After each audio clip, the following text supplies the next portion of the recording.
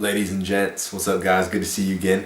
I told you I was going to make a video about elbow pain and what you guys can do to help your elbow pain.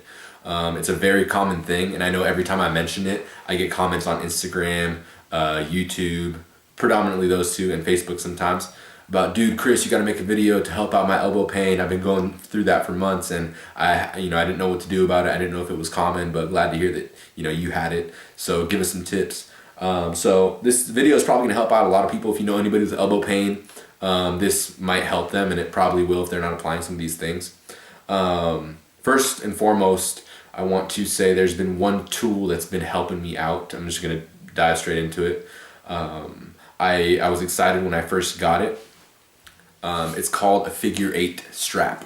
Okay guys, normal straps, you've seen them, they look like this. They have like a padding on them, and you put them through your wrist, and they have like a tail on them, and then you just wrap it around the bar and then grab the bar, and then that helps you grip things for pulls, say deadlifts or rows or pull downs or whatever. But this is called a figure 8 strap. So it has this side of it, guys, but the other side is the same thing. See that? It looks like an 8. So what does this do? This is pretty amazing.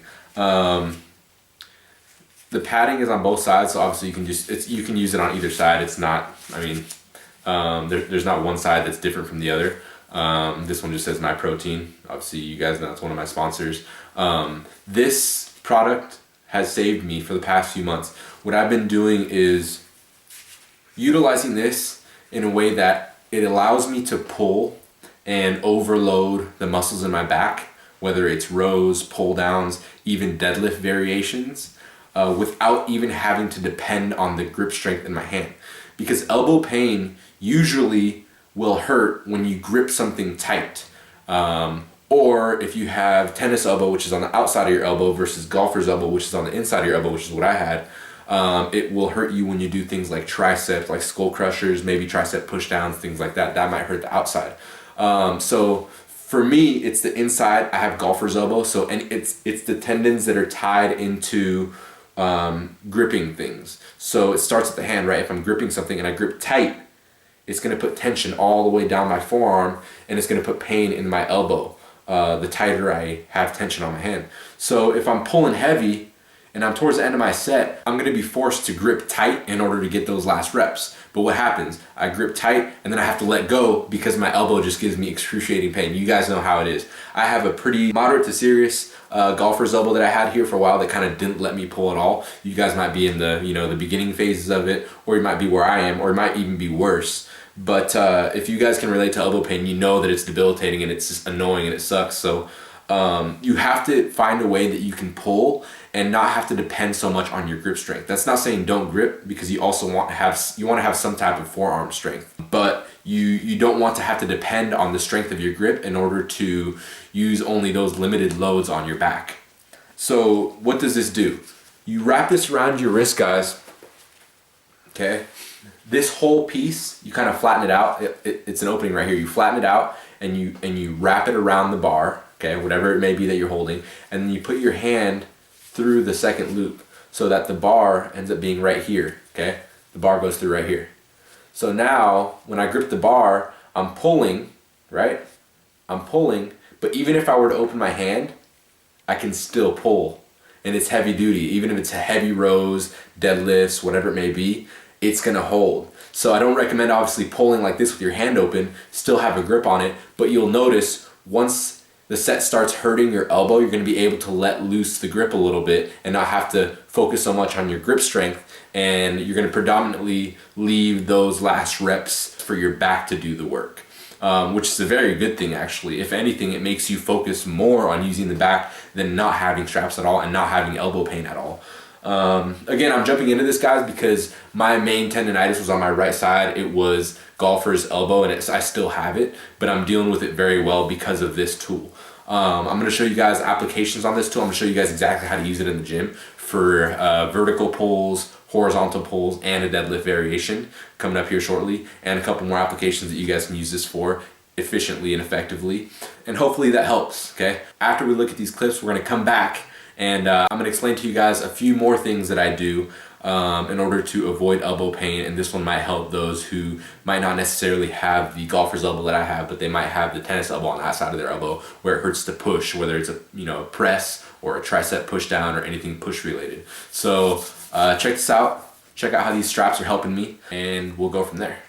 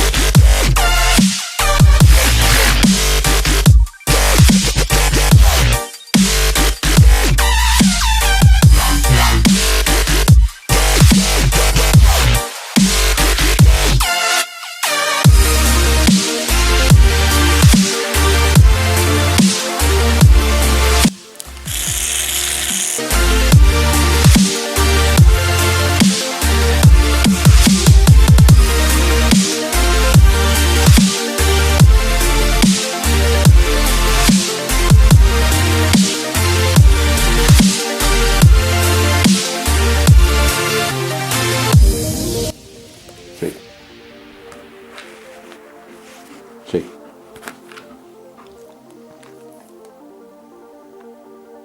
Good girl. So there you guys have it. Effective uses for the figure 8 straps. Okay, that's predominantly for pulls. That's where those are really going to help you out. Better than traditional straps, better than VersaGrips in any type of pull movement. Okay, I have all of them. I own all of them. So these are the real strong, most solid solution that I can find for being able to pull and progress with my pulls without increasing elbow pain as weight increases.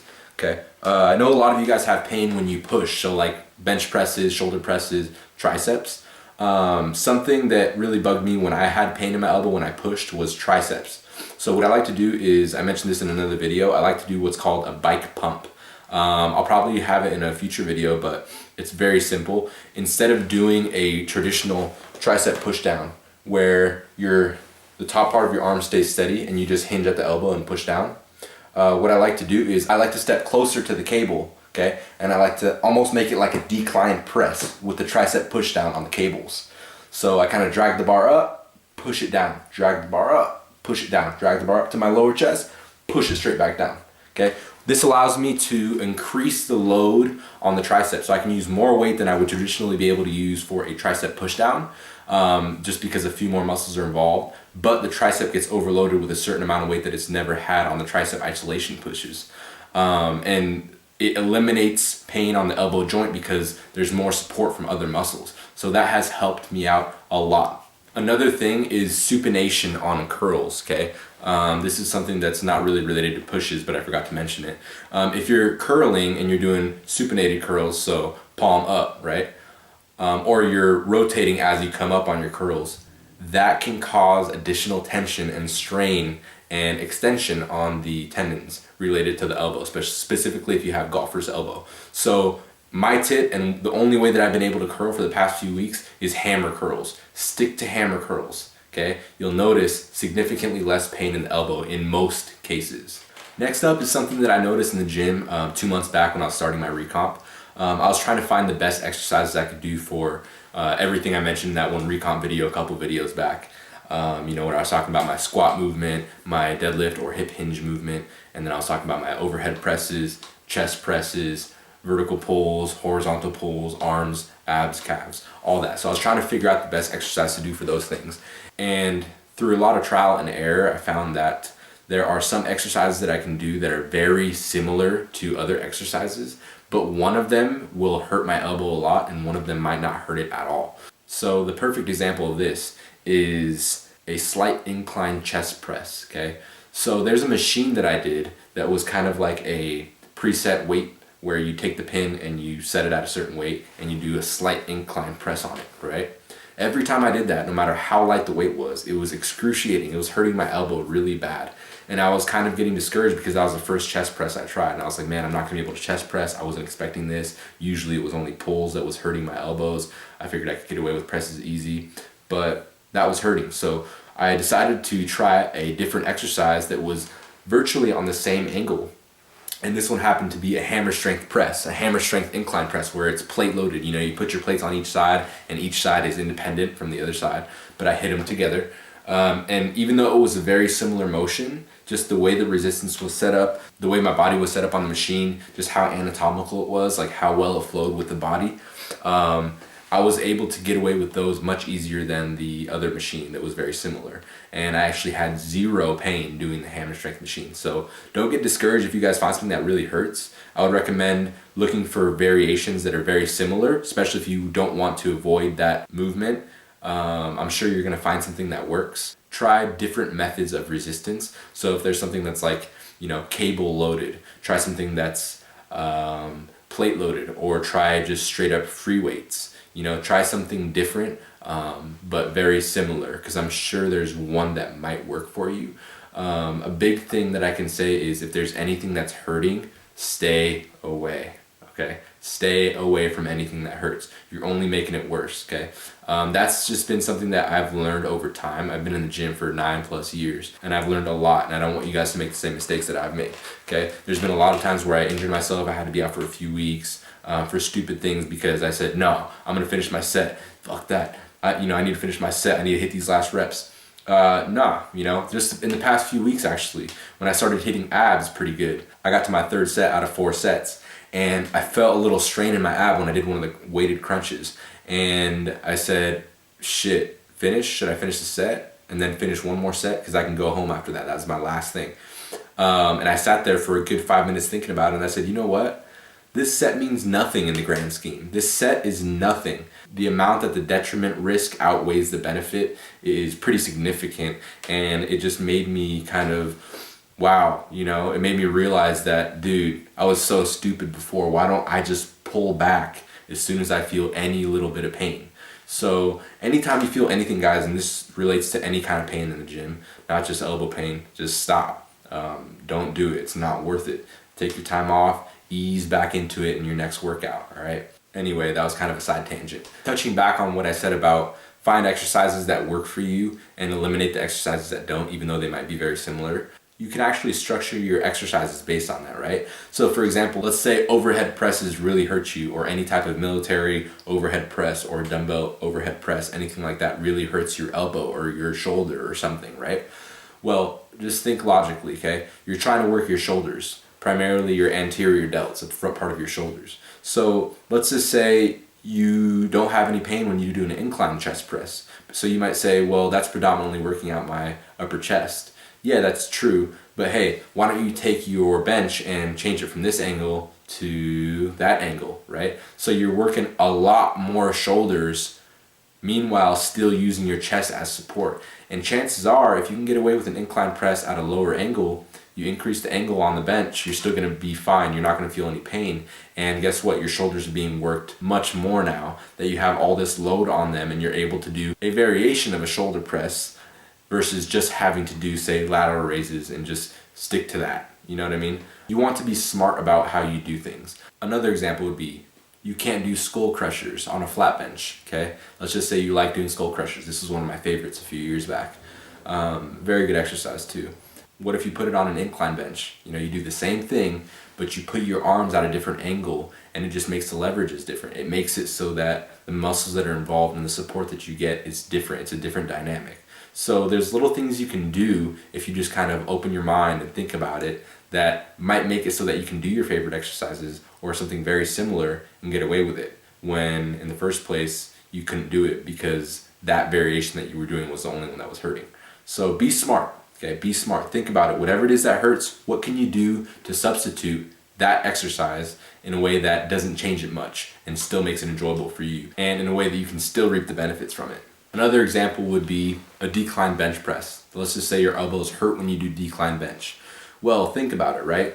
What is a decline bench? Okay, it's a bar coming towards my lower chest and I'm pushing it back up, elbows kind of tucked in, okay? Well, what happens if you're on a bench press and you're decline pressing, right? And I were to come over to you and pick you up and shift you this way, okay? Then what would you be doing? A dip, essentially, okay? It's like a leaned over bar dip.